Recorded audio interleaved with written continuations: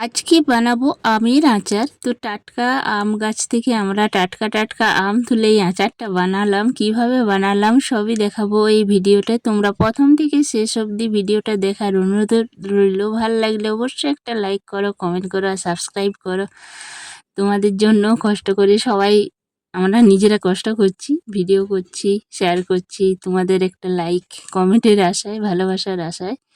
তো দেখো কিভাবে করছি, তোমাদেরকে রেসিপিটা দেখাচ্ছি। প্রথমে কয়েকটা আম ভালো করে আমি ধুয়ে রেখে দিয়েছি যাতে না জল থাকে। জল থাকলে আচারটা বেশি দিন থাকে না, যেমন 1-1.5 বছর কোনো নষ্ট হবে না। এইভাবে যদি আচারটা তৈরি করো, আমি যেভাবে করেছি, ধুয়ে জলটা শুকিয়ে নেওয়ার পরে আমগুলো কেটে নিয়েছি।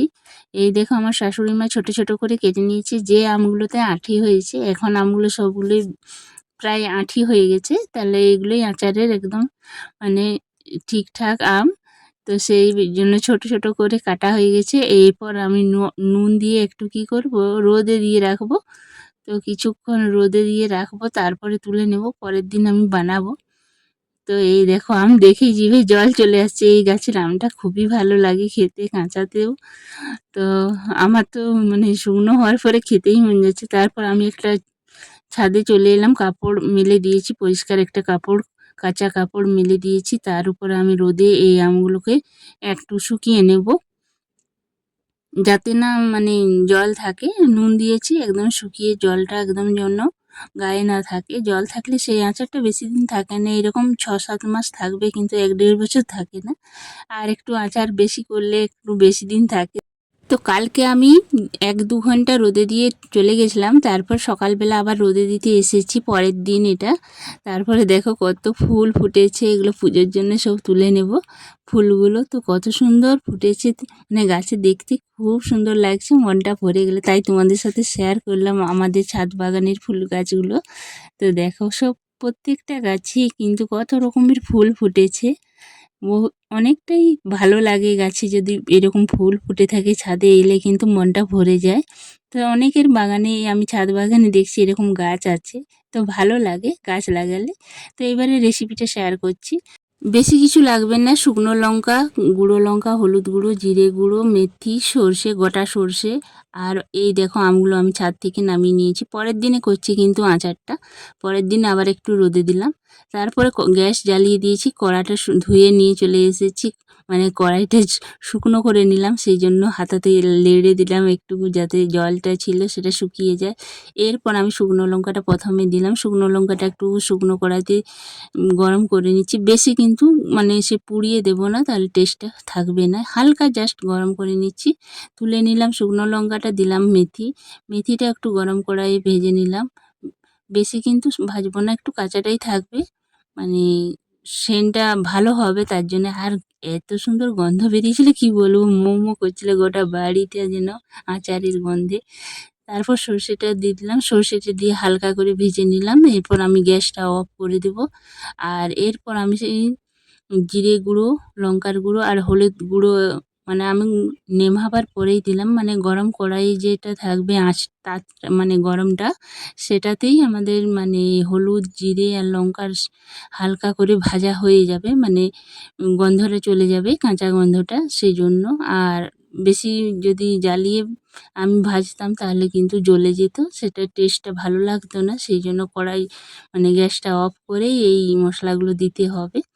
তো এইভাবেই করবে তোমরা করলে, তাহলে কিন্তু মশলাটা পুড়ে যাবে না। এরপর আমি কড়াই থেকে বাটি থালাতে ঢেলে নেব, এগুলো ঠান্ডা করে নেব একটু। তো এই দেখো থালাতে ঢেলে নিয়েছি। আর এই দেখো আমি লিখছিলাম যে আমের আচার করছি, এই দেখো সেই জন্য। তো ঠান্ডা হোক একটু, তারপরে মিক্সিতে আমি বেটে নেব, ঠান্ডা না হলে মিক্সিতে আবার জ্বলে যাবে। তো দেখো সবগুলো ঠান্ডা হয়ে গেছে, এবার আমি মিক্সিতে একটা ঢেলে নিচ্ছি একসাথেই। মানে আধ বাটা করে বেটে নেব, বেশি মিহি করে কিন্তু বাটবো না। তো এই দেখো নিয়ে নিলাম মিক্সির জারে লঙ্কা আর সব রকম মশলাগুলো একসাথে নিয়ে নিচ্ছি। দু হাতে করে করবো, নাহলে পড়ে যাচ্ছে, তোমাদেরকে দেখাতে পাচ্ছি না। তারপর মিক্সিতে আমি বেটে নিয়েছি, আর উপকরণগুলো নিয়ে নিলাম। তেল নিলাম, সর্ষের তেল, আর নিলাম নুন, পরিমাণ মতো নুন, যে মানে উপকরণগুলো লাগছে সর্ষের তেল, নুন আর এই যে মশলাটা বেটে রেখেছি মিক্সিতে সেই মশলাটা আর আম, ব্যাস এই কিছু জিনিস দিয়ে আচারটা বানাবো। আর বেশি কিছু দেবো না। অনেকে অনেক রকম করে দেয়, কিন্তু এরকম সাধারণ কিছু উপকরণ দিয়ে এভাবে আচার বানিয়ে সংরক্ষণ করে রাখবে সারা বছর কিন্তু। আর খেয়ে দেখবে টেস্ট কিন্তু দুর্দান্ত স্বাদের হয়। একটু মানে খাট্টা, ঝাল, টক খুব ভালো লাগে, নুন। তো পরিমাণ মতন লবণ দিয়ে দিলাম।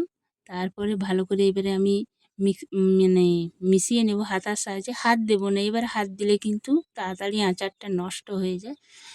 চেষ্টা করা হয় মানে হাতার সাহায্যে, চামচের সাহায্যে ভালো করে মিশিয়ে নিতে হবে। এরপর আমি পরিমাণ মতন সর্ষের তেল দিয়ে দিলাম। তো অল্প একটু প্রথমে দিয়ে ভালো করে মেখে নিলাম, তারপরে আবার দেব।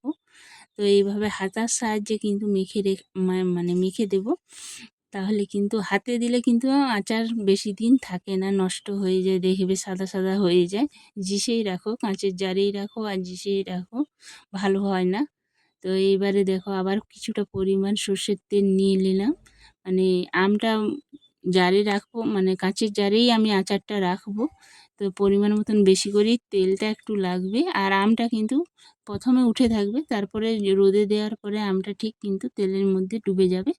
আর তেলের মধ্যে ডুবে গেলে আচারটা খুব ভালো হয়, মানে একদম গলে যায় আমগুলো খেতে। আর আমি কিন্তু কিছুদিন মানে 10-15 দিন পুরো রোদে দেব প্রথমটায়।